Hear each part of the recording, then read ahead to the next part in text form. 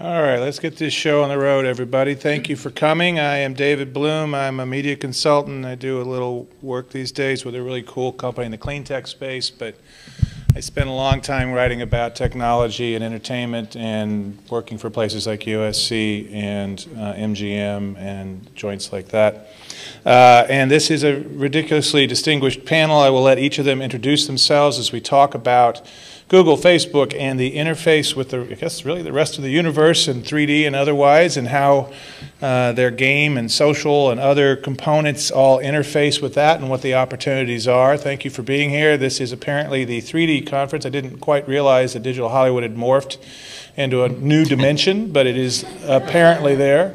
Let me begin with Mark. Tell us a little bit about this Unity thing. I heard it's a big deal somewhere. It's a big deal somewhere. Yeah, so my name is Mark Schonagle. I'm a technical evangelist for Unity Technologies, which is a pretty cool gig. I get to fly around the world and mostly meet with customers, go to different studios, see what they're up to, report back to R&D, do talks like this, do a lot of conventions and things. So I've been at Unity for about 2 years, and then 18 years before that, I was at a 3D animation company, or a software vendor at Softimage, until I switched over to Unity. And they're really a big company too. So Softimage does a lot of stuff that's used in Hollywood, right?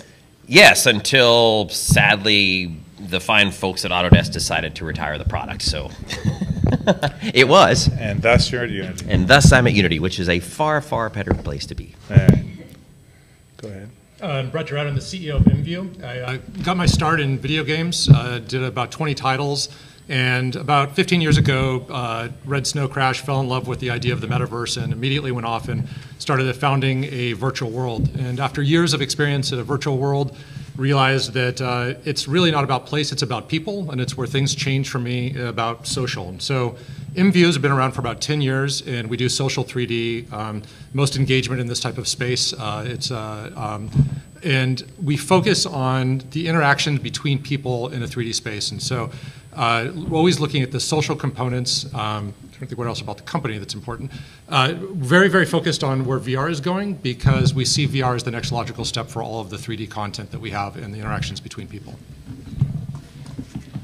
My name's Matt Johnson. I'm with Bottle Rocket Apps. I run innovation and entertainment for the company. We're a Dallas-based strategy and development company that does primarily apps, mainly stuff that you've probably seen for NBC and Scripps and Starwood and Coca-Cola. We do a lot of brand native apps.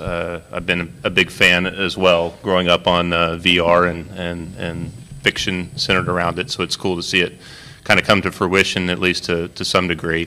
So VR being a natural extension of mobility with the displays technology, and then sensors evolving. It's been an interesting couple of years as we've looked to focus on the brand side of things and how do we make that a reality for a lot of our existing customers. Hi everyone, I'm Tom Impalamani from Virtually Live. So we're developing an immersive stadium experience for fans of sports. Sports are, as I'm sure you're well aware, some of the biggest social gatherings of people around the world watching live events at the same time. And we try to give immersive experiences to those 98% of fans around the world who can't actually go to the stadium. We're doing that by not using 360 stitched VR. We're actually doing it the other way around, from the outside in, taking data, reconstructing it, dropping fans into the stadium and allowing them to move around. Most importantly, it's about social interaction. As I was reflecting with some of the panelists here, people don't really go to a stadium for an amazing view. It's normally a lot worse than what you get at home on TV. What was the technical term you used? Most views are... It was a polite English... polite English term known as? I think it was crap. Crap. Yeah, most views in the stadium are crap. That was. But he's so so we're trying to recreate actually the social experience of the stadium, as well as giving people an awesome opportunity to get different views than they can otherwise get. So standing on the field alongside the players whilst the game's going on, that's what we're trying to do. All right. I'm Mike Zaida. I'm the director of the USC GamePipe Laboratory, which I founded about 11 years ago. I also founded a computer science games program at USC and the year-long advanced games class that's joint between cinema and engineering. And before that, I was at a school in Monterey, Naval Postgraduate School. I founded the MOVES Institute, the Modeling Virtual Environments and Simulation Institute. If you went out to any AAA title game company today, you would find large numbers of the 1,500 students I've graduated over the last 11 years. Some big studios are 50% engineers from our program. All right, great. So this is allegedly focused on Google and Facebook, but because I have you guys here and not Google and Facebook, we're going to talk about you guys. They're two of the biggest technology companies in the world. They've invested, by them, modest sums, but not modest to anybody else, in 3D technologies with Oculus and Cardboard. But just sort of big picture, what's the play here for them, and what's the opportunity for you all fitting in within the world of these giant companies? How do you guys play with them? And Mike, if you could kind of talk about the opportunities for the kids coming up. Let's start with you. Okay, well, you know, we have a demo day and a showcase every year, and I think we're usually get the hiring people from all of the large game companies, and honestly, we haven't seen anybody come recruiting anybody for virtual reality or augmented reality yet, but we hope that will That's change. next week, right? We're going. You got your game demos. 10th of December. 10th of December. 10th of December. Come to our showcase events. Open to anyone. It's Hire fun. all the graduates to be. You can come see our students and see what they built over the last year. I think. Let me think about how. You know, we talk about Facebook. We talk about Google being into the AR and VR space. Let's start with Facebook. Facebook is primarily flat. It's 2D text, it's 2D imagery. You might load up a video, not too many people do that. And now you're saying Facebook has gone and bought Oculus and they're going to change the world and change the way Facebook is. It's not going to be their flat 2D experience. It's not going to be those flat images. It's going to have to be something different. It's also going to not have to be virtual reality, because I think when you put a head-mounted display on and you stumble around your living room or you're out in the real world and they put a head-mounted display on, I'm also going to stumble out and trip over the curb and fall down the stairs. So I'm not sure everyone's figured out this socially. On the Google side, Google's a little bit more like a research organization that also produces neat and cool stuff. They've got some... And billions of dollars in profits, so they're not quite like a university. Exactly. Yeah, so they've got Google sort of confuses me in a way. They've invested hugely in Magic Leap, which is awesome. They've got their Project Tango toolkit, which for building augmented reality things, which is awesome. But they just took their entire game division, Niantic Labs, which is focusing on how do you use all that stuff, and They had the games. They had shoved it out the door. Yeah, they sent it out. They kicked it out of the nest. Yeah, what the heck? Well, they bought Nest and they kicked it out. But I mean, Niantic is off. Niantic is spun off, and they did the first really kind of cool AR game, right? That is a mixed message. Yeah, but they had the Ingress game. Right, Ingress. They built a game called Endgame, which didn't do as well as Ingress, but you know, it looked like they really knew what they're doing. And now, when they kick that out, it's like, what? Right. All right. Go ahead, Brett. Yeah, so I actually, when the Oculus announcement was made, when the Oculus announcement was made, I happened to be co-working at a friend's company, which is a game company. And it was pretty amazing to be in the office because you had all these people that are passionate about games that were making retching sounds because they're really unhappy with Facebook acquiring Oculus. And Oculus, they had really thought belonged to the game community, and they weren't too excited about Facebook. It was like an indie band signing with a major label. It was kind of funny. It really was. And so I'm sitting there borrowing a desk that day and going like, yes, because to me, this was the first huge validation of that VR could be something. And more importantly, every single acquisition that Facebook has done has been social. And so my hope was that, one, they would have the money and the ability to actually do what it would take to make a real social VR experience, which was not a virtual world in my mind, but meant something much deeper. But I was also hoping it would actually change the way the other players that are going into the VR space would be thinking about it. So when you have all the other major platforms coming out with VR, they'd have to look and say, you know, what if social wins? Mark Zuckerberg, when he announced the acquisition, talked about social. He's reinforced that when he spoke earlier this year about the future of VR. He has reinforced that it is absolutely about being social. The CEO of Oculus has also said social and avatars are going to be very critical to this success and adoption. And that's been echoed again from Samsung's head of VR, also saying that it's going to be social. If VR is going to win, it's social. And so As much as we talk about games and these other experiences, I really want to see what is it about the human connection that gets driven, that's going to be discovered about why this is such a better form of communication, why it's more amazing to talk to someone this way, why you feel that connection. Right. So you've got all that 30 million bits and pieces of content that you're trying to throw on there that are actually tied to somebody who wants to go into a world and look good.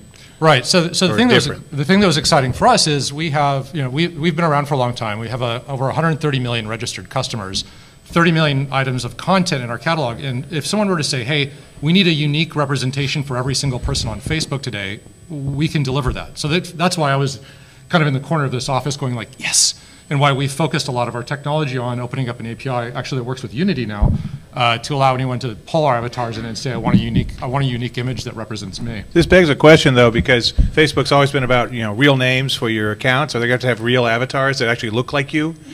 I mean, maybe a little bit less gray, or platinum blonde, as I like to say. They were distinguished up here. We're all very We're all distinguished here. Or extinguished But in my case. building on that point, I think it was interesting. The tipping point for me was a couple weeks ago here in LA at the Oculus Connect conference. I was able to see the Toy Box demo for the first time. I don't know if you've seen that, but it's kind of a low fidelity. I can interact with another person, use voice over IP to communicate with them.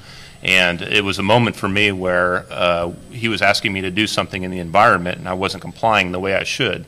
And immediately across from me, his avatar, I could tell him he dropped his shoulders, like in frustration. And I got pissed at first, like, give me a break. This is all new to us. But then I realized that was the moment, right? That was when I realized that we're able to use avatars and things like that to communicate in a space that's unique and different. Now, I think the traditional Facebook won't go away. We'll always have mobility or different native formats to be able to interact in different ways. But there's a new medium about to evolve of people being able to emote together within virtual space. So how much of a lag time, what was the lag time for that reaction? Because I'm just wondering, is it like just an avatar with a pissy attitude, or was it actually him punching a button to say slump shoulder? No, these are actually positionally tracked hand controllers that we were both using. So the hands convey great emotion, within the body, and then that's yeah, right, yeah, and it's all tied to the shoulders as well. So you're able to kind of, I guess what they call inverse kinematics or things like that, to be able to show great emotion through these things. So it was just a subtle thing, but that moment made me realize that, okay, I get kind of backing up why Facebook did this. This is. They really saw this opportunity of people are going to be able to have shared experiences together. So it's superpowering that social sharing conversation, the texting, and everything else that they've got going. So what, Instagram avatars, that's going to be the next thing, I guess, or we'll see. Tom, you had something you wanted to say? It looked like. Yeah, I mean, if you look at sports as one example, one of the things that we've seen when we compare what we do with Stitch 360 VR sports experiences is if you don't have that social interaction, people get pretty fed up pretty quickly. So I think the dwell time on some of the experiences is about 5 minutes. If you're filming, a 3-hour game, that's a pretty big problem. So you put a social element and you put, other fans in alongside you, and you can interact with each other, and you get a much higher dwell time. At the moment, 20, 30 minutes, soon, hopefully longer as it's a more comfortable experience. Right. So in terms of, the biggest problem that VR has is convincing people to come back again and again. To do that, you have to have a social element. For us in sport particularly, you wouldn't want to necessarily go to a stadium on your own. You want to go with your friends. We're trying to do that same thing virtually. I think you also have the problem of throwing up occasionally, but they're the big problem. But I think what we're seeing, what you just mentioned, is today what we're seeing as far as social, like you'll see the components of I'm doing something with someone. So you look at the ping pong demo, and it's like, it's obviously fun. You're there with someone else and doing it, and it's a level of social where we're called Pong, okay? It's Pong, okay. It's Pong 2.0, but the shared experience is there, and that's fun. Yeah. But it's not the actual social. It's not the next step beyond that, I think, is really going to be like, do you get the emotion out of it? And you were asking, does everyone have to have a real avatar? What we found is that it's not the case, that people will sometimes choose an aspirational version or a stylized, it's how you want to be seen. It's a lot like an iPhone case or something. It represents something about your personality rather than necessarily you exactly. Not to mention the guys at SiegeCon and what they're going to look like. So anyway, his worst panel ever was at SiegeCon 2 weeks ago. That was you. Yeah, so those avatars are going to be really Twitter lights up with SiegeCon people saying, "Oh, death to him!" Yes. You know, it's interesting because we're talking a little bit about, Facebook and Google have both invested massively in video as a whole. I mean, YouTube is the second largest search engine. 400 hours a minute are uploaded on that site. At least that's what it was in July. I'm sure it's more than that now. Facebook's gotten in the game in a very big way. But what's the future for that kind of video creation on YouTube and all that? Are these tools yet ready for, it's not prime time, are they ready for YouTube time? I don't even know what it is because it's this different world of stuff. I think the biggest issue is the network into your home right there that will support it? Because, when you... What do you need? What do you need? Well, you need a lot. I mean, if you had a very simple AT&T 6 megabits per second, and you went over, today, and so I'm just going to run a 1080p video from Netflix, and then your daughter in the other room starts running a Netflix, and what happens? Hang up, pauses, slowdowns.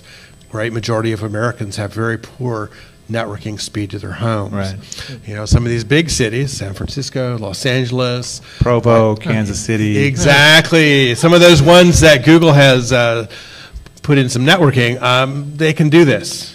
But when you start saying, I'm going to put 360-degree VR video into your home over this network so that you can put on a head-mounted display, we're not there yet. Well, it's worse than that because your consumption's coming from mobile now. Yeah. Well, that's the thing. It's like forget into the home. Yeah, so into the phone. I mean, right? that's where you're watching your video these days. So. All right. Well, last night I watched the news. There was a Star Wars, not the Star Wars trailer that came out, but I heard that did okay. The trailer. I heard it there was once or twice. Some passing interest in that. Something on something. But there's a VR experience now on Samsung Gear VR that I also checked out last night. For Star Wars. For Star Wars. Oh, but it's VR. We should all go. So it's a right? VR video. It's one of the nicer ones I've seen yet.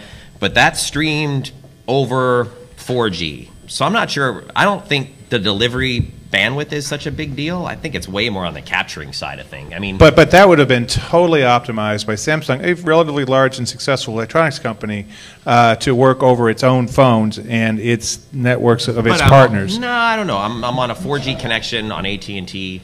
Samsung has no control over that. Was that downloaded and played back or streamed? Streamed. Yeah, fire up Gear VR. As soon as you pop it up, it immediately starts. And it was grainy and crappy at first. I was like, oh, this sucks. And then, bam, it popped on nice and solid. And I was able to look around, and you're on the desert with the big crashed, where that cool triangle-shaped ship is, and you're able to look around. And it's neat. I kind of wondered to myself why they didn't just choose to build that in 3D, but that's beside the point. But I think more on the challenging isn't distribution. It's acquiring that. I mean, look outside to the left. There's that headgear thing with all the GoPros on it. Like walking around that, I see is far more constrictive, which is an awesome tool, but I can't see all of us here going around with big 360. Just wait, right? I mean, it's going to be all the rage. Statement of 2017. No, we're gonna look like the Google cars driving around autonomously, right? I mean, I find that far more constricting than any type of delivery method or what. I mean, so what? I just have to download it if I want it in full quality. Like that's. To me, I find that far more of a video. Yeah, but the thing with the Star Wars thing, it turns out that it's not a documentary. It's not quite real. So, like that big triangular ship doesn't actually exist. Yeah. So you could probably optimize that. I mean, Mike, you could. Well, that's why I wondered why they didn't. Since that's an entire effect shot, why not just build that whole thing in 3D and then make that a 3D model, where then you get a lot more fidelity. You can actually stuff, and you can optimize it for. You can be interactive with it as opposed to the video where you're just kind of along for the ride. They just took a clip out and.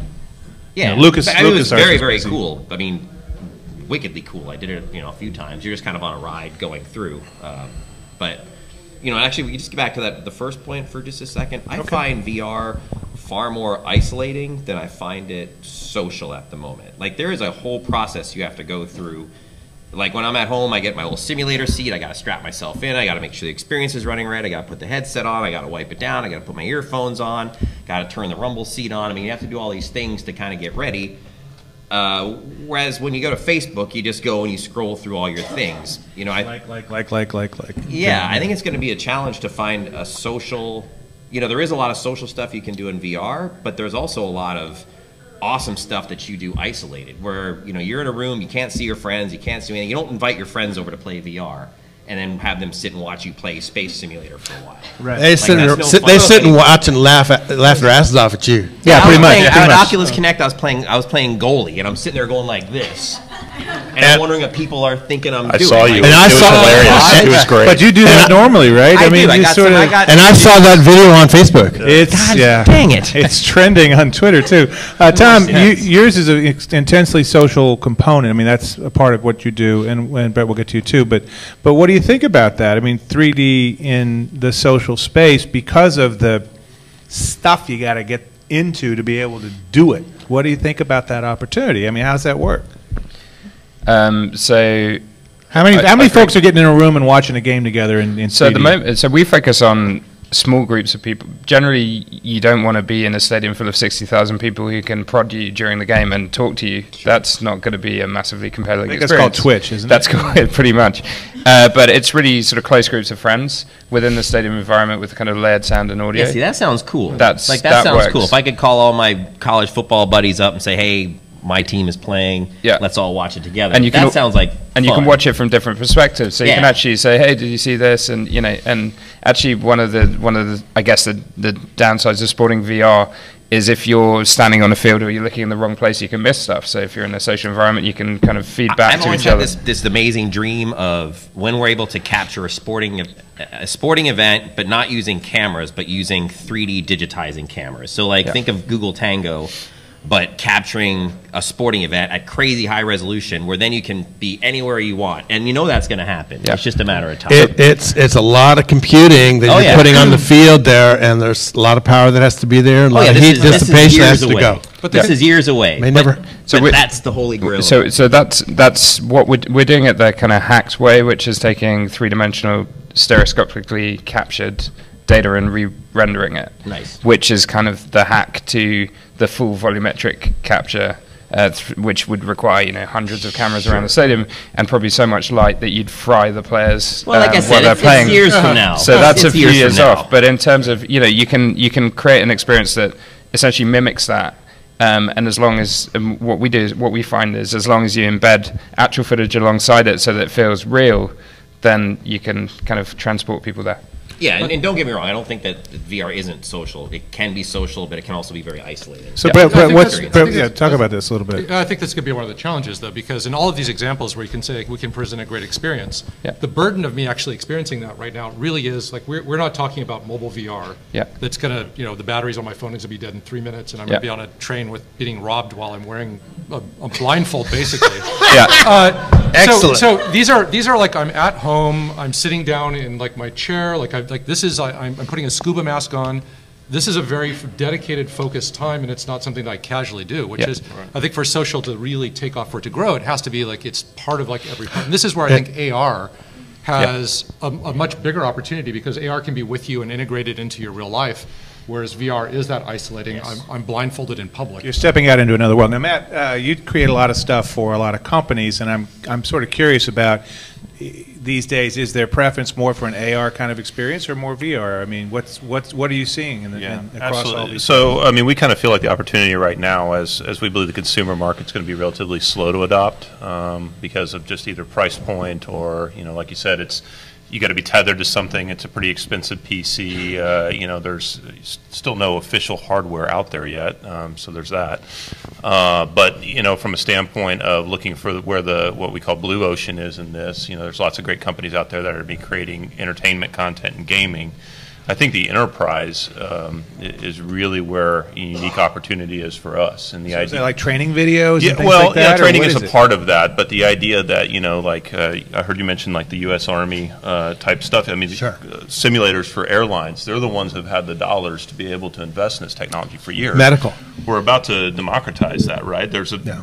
These companies are going to spend millions and millions in Right, procuring and, this and the equipment. military, obviously, at ITC, another USC institute has been working on these immersive spaces for 15 years. Yeah, it's the Institute for Creative down the Technology. street here, actually. And I think it's going to be really interesting, though, because I think social will come. I think there's a social component to that. When you talk about back to the the hands demo and stuff, immediately I saw for several of our customers, that deal in high-tech manufacturing, very complex products and sales cycles. The ability to now bring people into a room, explode things, take things apart, teach and learn. I mean, a lot of the HoloLens type stuff that they've shown is kind of along that path. So I think AR and VR will both have a space in that. So that's really where we're kind of driving our clients to right now. Yeah, I think it's important. Michael, you wanted to talk about, or Mark, you wanted to talk a little bit about HoloLens and Valve. Can you just speak a little bit about them? Sure. Yeah, so HoloLens, I don't know if you all know about HoloLens. It's Microsoft's foray into AR. I've had actually an opportunity to wear one, use one for a couple days. Unity is actually, we're like the sole 3D engine, preferred engine, whatever, for HoloLens. So that's fantastic. But HoloLens is, right now they're prototypes, so they're a little heavy. They get a little warm. That's why they're not out yet. But generally, you put it on, and you have a clear visor that lets you see the room with your own eyes. Other AR, like through cardboard, uses the camera to then digitize the room, and then you're seeing a camera representation. So it's not quite the same, but with HoloLens, it truly is a 3D environment. It scans the room. It builds wireframes out of this table. Like I can click a button in Unity, and this table becomes, it's the Matrix. Like every object becomes a 3D object, and I can bounce objects off of other real-world objects. Or stuff can fly behind this and come back around. It's very, very cool. It's very different, but I just heard from them, and this is public, I guess, now, that for the next 2 years, it's going to be for commercial only. Well, now it's public. Yeah. Well, yeah. Now it's public. Do we have any journalists in the room? You can write that. Report on this? We're I'll breaking put that the up on news. Facebook. And how do I spell your name? They finally announced launched a price. Put it for on- put it on Facebook, Apple site. but you got to put a headset on. No. So HoloLens is very, very different. It's mind-blowingly awesome. I haven't seen Magic Leap, but apparently it's similar, only using a little bit different technology, where they're shooting lasers in your eyes, which Nothing can go wrong. nothing could go wrong there. Nothing could go wrong. And then HTC, when Facebook Ask bought the FAA, right? when Facebook bought Oculus, yes, there was the collective groan that went out, and I think that pissed one person off in particular, which was Gabe Gabe Newell, the CEO of Valve, because they had done a lot of work with Oculus, and suddenly that work was out the window. So they decided to make their competing products. So the HTC, well, they've signed up with HTC to actually manufacture it, and they say they're going to beat Oculus to the market by this Christmas. So we'll see if that actually And they've happens. got their whole Steam engine. They got the Steam engine, they got the platform. Yeah. So they got a way to deliver it at a very high quality to an audience. It's hardcore that would Yes. adopt it. It's all the guys that And it's Mike knows, right? It's a Basically. little different on the experience side, because like with an Oculus, even with the shipping Oculus, you're going to be confined to an IR camera that shoots and captures where the headset is in that space. So as soon as you leave the field of view of that camera, your head tracking goes all over the place, or your positional tracking. Whereas the Valve system has two lasers that sit in the corner of your room, little small boxes that shoot little lasers out, which you don't see, but your headset sees them, so it's full world positioning. Like I built a demo for a manufacturing company the other day where I put myself on a dolly that a mechanic would be on, and I slid under a fire truck. So I'm laying on my floor, and I'm underneath the fire truck, and then I could get out of it, and I could walk all around the room and stick my head in the thing, because it's full room. Wherever you go, it goes. But to do that, I'm literally moving from my house in Redondo and moving to Oregon, because I don't have the space in Redondo to afford a whole dedicated room, just have VR that doesn't have a bunch of chairs and obstacles in it that I'm going to trip and fall on. Yeah, So, this is the biggest social issue that we have. Yeah. By the way, I love the HTC Vive demos. They're wonderful. It is when I saw this at GDC earlier in the year, I thought I should quit my job and go work for these guys, because this is so awesome. Yeah. Everything I've seen from Oculus has been horrible. In comparison. I don't want So to you say much prefer the stuff you're seeing on the Valve platform. Oh, absolutely, absolutely. They In know what they're terms of doing, but they have, again, some of the issues, which is, the laser tracker has problems with reflections. So if you have any glass or mirrors or shiny objects in the space, the Feng tracking Shui is gets really important. special apparently, room. in You have to VR. have a Special room.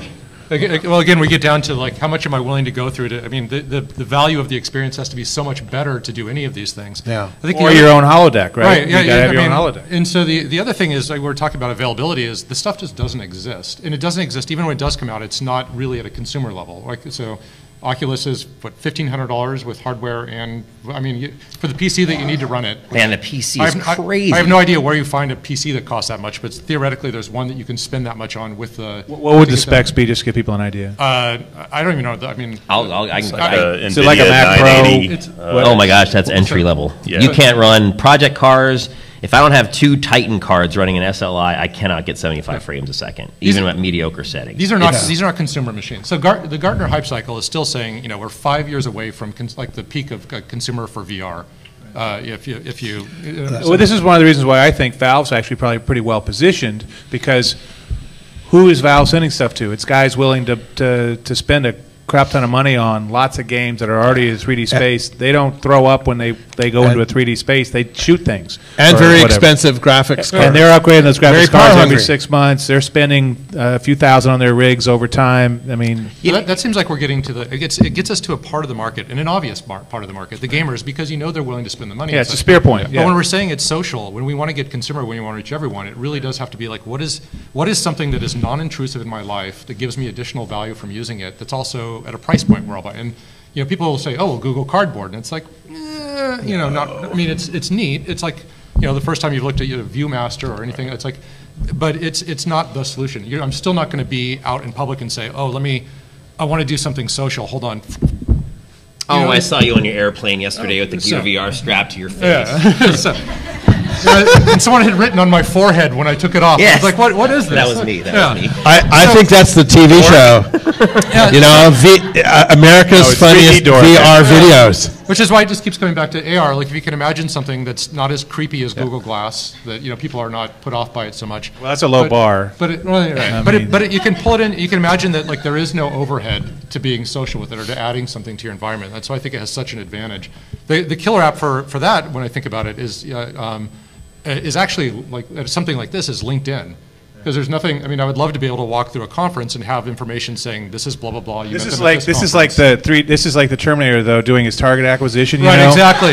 So you're walking through there, you're going CEO, da da da. This is Right. going boom. You know, and you just figure out who they're already connected with, and he's like, oh, so how's your kids? You know, what's the deal with so and so? We used to work together. I mean, that's creepy. Okay, that's actually beating the bar. Yeah, you could get that from the government, right? It's creepy, but it would be incredibly convenient when you hit conferences and it's like, where did I know you? Yeah, I met you a year and a half ago for 15 minutes. You know, what was the conversation? So it's like hyper CRM is what you're talking yeah, about. I mean, I can imagine that being like a great app. I don't know if I would call that You social. wouldn't need to have business cards. Might You be a just little- kind of blink at each other and boom, exchange your data. Yeah, it might be like enterprise level stalking versus social, but it would fit. Like, I'm feeling really comfortable right now. I'm seeing some really good logos here. Enterprise level stalking. Yeah. And my favorite, never barf. Never barf, never barf. So Matt, what are you seeing in terms of the AR space? I mean, are there things out there that actually reach out to the things that you guys have done, or things that maybe some of your competitors have done that you like, that are in the AR space that are kind of interesting and kind of in now? Yeah, the only real foray that we've had into it in the labs has been in the Google Glass space. Obviously, we all know where that ended up, and it was more of an experiment on some use cases that we thought were interesting, aligned with our client, the Food Network. So you can imagine some ability to, while you're cooking, get data to supplement Add that now experience. this much, or Yeah, saute these exactly. things. Just the environments where Alternate you want to be able to ingredients. use your hands, they're getting dirty, but you don't want to pick up your phone or touch things, right? So it's about looking at what the use case is for us on there. In terms of the long, I mean, we're obviously interested in HoloLens and where that's going in the enterprise, but we have much more focus on VR than AR right now. I think AR's a little bit longer timeline. So B2B, VR, big budgets that will pay for all your investment. Sure, sounds like.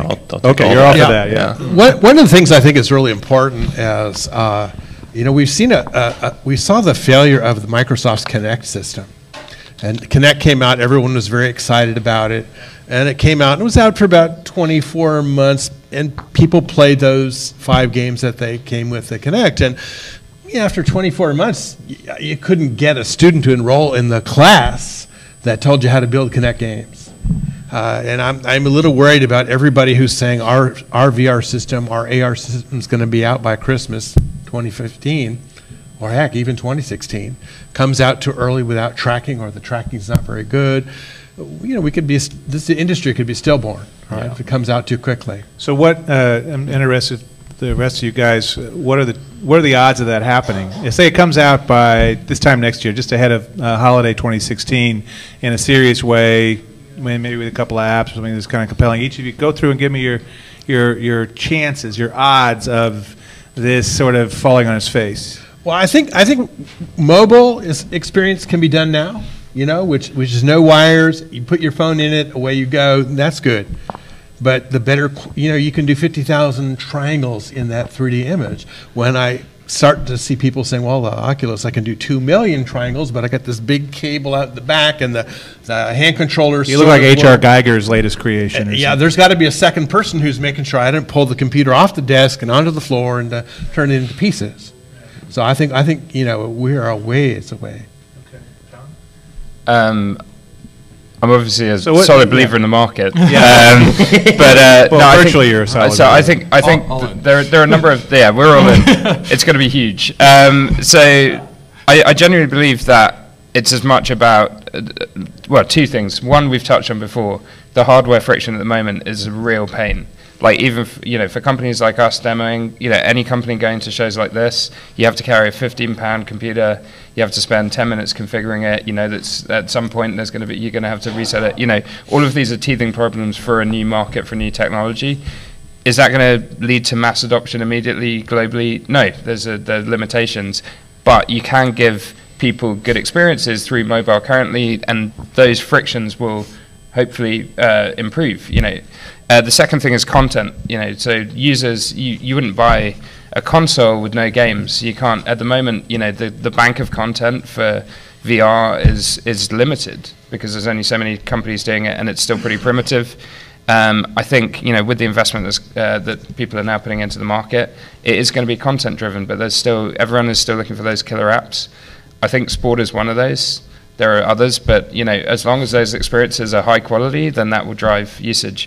Do we believe it's going to take off? Yeah, I think there's too much innovation going into the market to not create compelling experiences. Hey, Matt, what do you think? Yeah, I agree. It will take off. I think you got to set your bar of success, a little more granular than just everyone's going to adopt this immediately. And actually, a successful initiative that we had earlier this year is we created a Jim Beam experience in VR. It's live in about 30 markets right now. The idea of virtual bourbon. Yeah. Virtual bourbon doesn't. So at first, so the feeling sick is okay. When I brought this to Oculus at first, they were kind of like, "Oh, terrible idea." I said, "Well, we're doing it anyway," so we embraced it. But it's live in about 30 markets now. But it's interesting because their measure of success was we want to be innovative, we want to get to market first, and we have a use to say we need to educate our customers on a very complex distilling process and unique distilling process that we have to educate them. So they're hand delivering this to the bars. They're setting them up with a story. This is part of that story, and then they've already got the delivery network because they're already going there and that's giving exactly away. Right. So the infrastructure is already around it. So distribution's not really the problem there. And then it's oh, this was really cool. They go and socialize and talk about it. You should go check this out at the bar next week. And this is that consumer's first real interaction with VR. So this brand brought that to them. And they're a little drunk, so they think it's really great. And then they get a shot at when they're done with the experience, and all's good in the world. Right? It's a total win. That's right. What do you think, Brett? So I was reading an explanation of why this wave of virtual reality is actually going to succeed this time. And it was talking about really the price of the components has come down so it's accessible to people. And it's gone from sort of just enterprise uses to us actually having a better understanding of how we could apply this to consumers. And that quote was from a 1993 book by Tom Hayward, Adventures in Virtual Reality. But the full paragraph actually was. And if we had AR, we'd have a link to that book because it's on Google Books. I'd be reading it right now. There was a few. There was a few paragraphs that you could really cut and paste as to like why VR is going to be successful. So I think there's a huge opportunity. What year was that? 94. 93. 93. Tom Hayward was the author. So I think that was wave 2. So here, let's do it old school. Yeah. So old school on your phone. I think VR could be huge, but I don't think it's a given. And I still come back to like the as we look after the games and some of these experiences, they're novel, they're fun. You can definitely hit a certain market with it. But for it to be something that really is successful, I really do. And since this panel is about social, you have to have like, what is the Facebook equivalent experience? Where like, I want to connect with people doing this. And that I don't think anyone has the answer for yet. I have personal beliefs about what's going to be the ingredients to do that. Has Zuckerberg talked about this in any useful way? So, I'm sort of curious. So they've actually been very clear about social. They've been the CEO of Oculus has actually talked about the importance of avatars in a social experience. But a lot of the examples that Facebook has used has been like, we go to a sporting event together and stuff like that, and we can do things together. So Tom's use case is one that they're talking about. Is, you know, Tom's calling Zuckerberg now, right? Yeah, the courtside seats at the basketball game is like the quote that comes out all the time. Yeah. That you're sharing that with someone, but they haven't really talked about that. Like, not is it how do I check my feed from virtual reality, but like what is the equivalent of me like messaging or posting on someone, but like the VR experience of that. And so that I think, you know, when that problem is solved, and it's a really, really hard problem, to me that's where it can be, you know, massive consumer and VR succeeds. But until then, I think you end up with a niche or something that's, you know, I won't say a fad, but like it's appealing to a certain level of an audience, but not everyone. Just you know, until you can basically say it's part of my everyday life, I use this to connect with people, it just won't be broad-scale consumer. Well, now, Mark, I know Unity's rather invested in the 3D sphere, the VR space, un poquito, as they say. But what's the timing that makes it most likely for serious success? What are you guys sort of anticipating as you look down the road here? What we anticipate may be different than my personal views, but I'll just try to give you a bit of both. First, when I put on my first set of 3D glasses for 3D television, I watched my first 5 minutes of a movie, said this sucks, and that was the last time I used my 3D television. Yeah, 3D I think is a very interesting, that was concerning model for this. Yes, everyone seems to want to equate the two, and they are so different. The first time I put a real VR headset on, my first one was 20 years ago, a Virtual I/O one, but the first time I put on a DK1 and then a DK2, I was like, wow, this has potential, and I've put that thing on almost every day since. So there's a huge difference between those two, which wasn't at all the question, but just want to get that out there that they are very, very different, and one was a fad that shouldn't have never happened. But anyway, on the VR side, I think when all this stuff finally comes out here at the end of the year, beginning of next year, the stuff that's going to be very successful, in my opinion, are the simulators. And that maybe because I'm a fan, but I find like racing simulators, I'm a big Formula One fan. I've actually welded this whole contraption in my house so I can sit in the thing, do VR, and play F1, and it's the greatest thing ever. Then after a couple beers, I switched to NASCAR, but that's a whole other story. So that's simulators. What's the beer? Is it Pabst? Is it Coors? I'm just sort of curious what the beer is. You hit it with the first one, my friend. Man, yeah. I know the NASCAR audience here, I can tell you. Well, you got PBR, you can spill it, not all of it pops out there. Right. You know, it's in a can, you usually it doesn't do any damage, there's nothing in it. You're always spilling beer in VR. VR is very easy to knock some. Anyway, so I think simulators, Star Wars is coming out. When there's the first Star Wars simulator, it's going to go ape crap. Go invest Given what Battlefront's doing, that may do okay. There's a game called Elite Dangerous. You're in space. I feel like I'm in space. I'm looking around. I'm in space. I've built my throttle controls to mimic what are in the game, and it feels perfect. So there are definitely some games right now that will hold your attention for hours and hours and hours, even with the crappy quality that the DK2 is. I do think that I do agree that the Oculus stuff right now has been eclipsed by the Valve stuff, but a lot of the Oculus experiences we're gauging is on DK2, which is not very, it's like 10, or it's a 1080p panel, so Valve is much higher resolution. The shipping Oculus is going to be a much higher resolution, so you know they should be close to being on par, with the exception of walking around a room.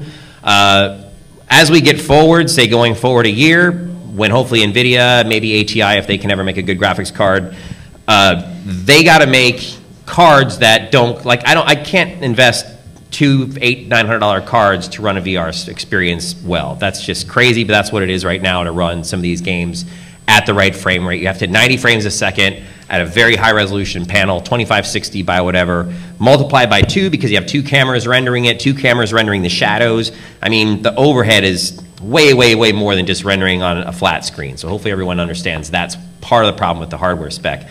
If you look at like Sony Morpheus, they're locked on which is PlayStation VR, they've just renamed.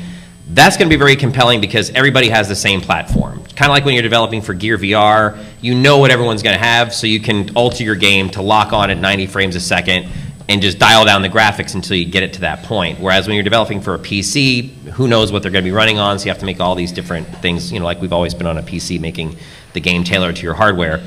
So I think the PlayStation VR probably is going to catch on first as far as selling the most units, because the games will all be identical. It's on a known platform. As we get forward, maybe a year or two from now, when you can buy a card from NVIDIA for $300-400, which is the target card price range right now for that most people want to spend for a card, to do something cool like VR, I think we're going to see a lot more. That'll give the developers a lot more time to be using the final hardware, to be using the final SDKs, like the Oculus SDK. They went from 0.6 to 0.7 recently. All the prior games stopped working. So until the SDKs get to be, you know, a shipping version where all that stuff doesn't happen as well, it's going to delay adoption. So there are a few little bottlenecks and a few little hiccups we have to get out of the way before it becomes really mainstream, especially for the PC side of things. But for mobile and for PlayStation, I think we're going to see early adoption happen really quick. It'll be enthusiasts and people who are just a little bit excited at the beginning, and then probably a year or two from now, it'll get far more mainstream. And I think when we get into the social aspect of this, where people are looking at their Facebook videos, it's got to be something that's, I mean, it's never going to be this small because that's just not going to cover your peripheral vision and everything, but something that's easy to just slip on your face, get the experience, and take it off. I just don't see people going like this on their Facebook feed, or like roaming around and, you know, mixing a bunch of text. No one likes to read text in VR, so there's a huge challenge there. And I think until on the Facebook side they make it so it's nice and easy to pop on and off, they'll tie it more into the Facebook side, whereas I think maybe in the beginning they're just going to go more for games. And again, these are all my opinions, and only a few of those are things that I actually hear rumbling in Unity. But some of those are, it's a bit of a mixed bag there. So Matt, you talked a little bit about the enterprise and VR. Tell me, guys, in games we talked a little bit about here, what else is the low-hanging fruit here? So is it sports? Like right away, is that joint sports thing you think is going to, I mean, do you guys agree on that Tom's onto something here? I would think so. I mean, I think from a standpoint of, did anyone watch the Democratic debate in the Gear VR a couple weeks ago? What'd you think? Don't answer that. So this means it was awesome? Oh, okay. It made it so much more special. I mean, I think back to the bigger conversation about video, because I think that's really going to be the compelling thing over the next year or so that people are going to want or demand in terms of experience real time, and we've got a lot of bandwidth things to figure out, because, you know, not being able to see the faces of the candidates and not having a practical way to have a rig in their face to be able to get that detail is a big challenge. And, you know, I hope guys like you can kind of figure out how we're going to get there, because that'll be very compelling when that happens. I think I was going to say as well, being in the sports market, we always try and think of the customer, and ultimately you're competing against the ease of turning the TV on and pulling out your phone. And if the alternative, if you're going to have a social experience, you've got to convince 3, 4, 5 of your friends to go through a 10-step process to watch a game. That's too complicated, so it's got to become easier. You've got to have a guy delivering beer. Exactly, yeah. Actually, Because probably take more all likely to be that a off. woman the way they So, do it, right, Matt? your I mean, it's beer more is- likely to be the Jim Beam girls or something delivering the beer. But I like that too. But you know, but as you know, so really Work. to convince people, the experience could be better, but if actually getting to that experience is too painful, we're going to constantly hit that block. So, like, the market has to think of the consumer and make it accessible. And the consumer goes for convenience. I mean, Yeah. and the analogy I always think of is if you look at the phone, you know, people have gone from a high fidelity, I can hear your voice, I can relay a tremendous amount of information, to people don't use their phone as a phone anymore, they text. Right. Because it does such a better job. Even though the fidelity of the conversation and everything's worse, it's super convenient. Like, it's, so you don't want the phone call anymore. And much to that point, instead of trying to refactor the timeline to be some kind of UI within virtual reality, which I think is a little ridiculous, use what the platform is good for. I mean, it becomes a great connector and scheduler for VR experiences. When are we going to convene when we have this time together to be able to put on our Oculuses at home? Or So you're turning the advise them? social thing kind of upside down. you go to Facebook to say, hey, let's get together and have a virtual high school I just think it reunion becomes or whatever. something new. I mean, I don't think we Yeah. need to jam it just because we can jam the current construct into VR. Doesn't mean we should, right? You know, on the sports side, I saw something really cool. There's actually 2 NFL teams that are currently using this today. They use Unity and Samsung Gear VR, where they have the team's playbook all in VR. And you don't actually play the game, but you can pick any position and see how the opponent are going to react with certain defenses and how your team's going to react in certain offenses. So, say as a quarterback, you get the drop back, you get to see what routes your guys are running. These who are private apps, though. These are private This apps. is just for the guys Yes, on the yes, yes. team. Okay, Yes, yeah. but I've seen photos of 15, 18 guys on an airplane flying home. waving already- their arms, right? Not really, you They don't got wave dork your on their arms. foreheads. There wasn't a recent fake punt that. Was that from this? That was a direct result Okay, I was gonna say. of one guy. One guy. I don't know if you saw the Colts game, but Didn't work out. I wanted to save just a couple of minutes for some audience questions before we adjourn this fantastic panel. Do we have anybody out there curious to chime in with a question? Anybody at all? Oh, you're all shy. That's so. Oh, we do have one brave soul. Stand up. Tell us who you are. I'll repeat well, the that's question. why they're not brave. You got to make them stand, Stand turn up. the Come lights on. LiveX TV. So you're talking about social interaction. What percentage do you think is going to be based on voice and avatar kind of telepresence versus text inputs? And if it's text inputs, what are the input devices? So percentage of live versus sort of pre-made setup stuff. Right? Text in VR stinks. Text and VR. Yeah. Okay. No one wants to read in VR. You don't want to read you don't want to read in the real world like this, and so you don't want to read text. I find. Yeah, we've done we've built VR versions of our products. They're not released because basically if we were to release them, we have millions of customers and both of them with VR could use the stuff that we release. So we haven't. But this test that we've done, we had to basically take typing out of it. One, because it's just hard to find the keyboard. Not everyone can type. So some people hunt and peck. But again, reading text is horrible. So we actually switched to using voice to actually make the experience work. The question about whether which percent of this will be sort of real life, I don't know. I mean, that's why I keep saying like that. The concepts of what is going to be social and what we can do, I think as we know today, like we have not actually discovered what's going to make this meaningful. People look towards virtual worlds and saying that's what social is like on VR, and I'm like, that's not it. That's not a meaningful experience. When you're doing a lot of VR apps, or at least my setup is I have headphones on primarily, which means I'm not getting a lot of ambient noise, which makes doing speech recognition work really well. So games like Elite Dangerous, I can just basically talk, and the ship does what I tell it to do. Landing gear deploy, and landing gear is deployed. So that kind of stuff works. That's obviously a single player. Well, it's not. Well, whatever. You're not actually talking to other people. You're just talking to the computer to tell it to do things to your ship.